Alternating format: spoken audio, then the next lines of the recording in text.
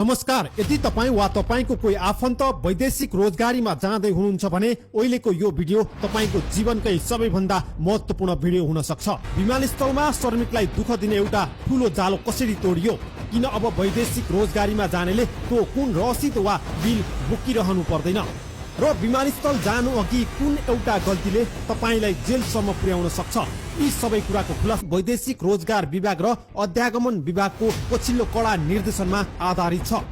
यस्ता सूचनाहरू समयमै नपाउँदा हजारौं नेपाली दाजुभाइहरू विमानस्थलबाटै फर्किएका कयौं घटनाहरू छन्।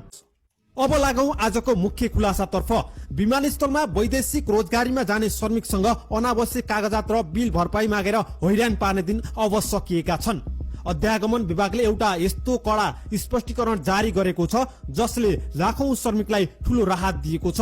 अहिलेसम्म के हुन्थ्यो भने श्रमिकसँग त्यो रसिद खोइ त्यो बिल खोइ भन्दै बिचौलिया र केही कर्मचारी कसरी मानसिक तनाव दिन्थे।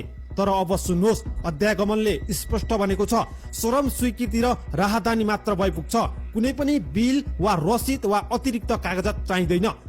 वैदेशिक रोजगार विभागको एउटा अन्यलपूर्ण सूचनाले हजारौं श्रमिकमा त्रास फैलिएको थियो, तर अहिले गृह मन्त्रालय र अध्यागमनले त्यो त्रासलाई जरैदेखि उखेलेर फ्याँकिदिएको छ।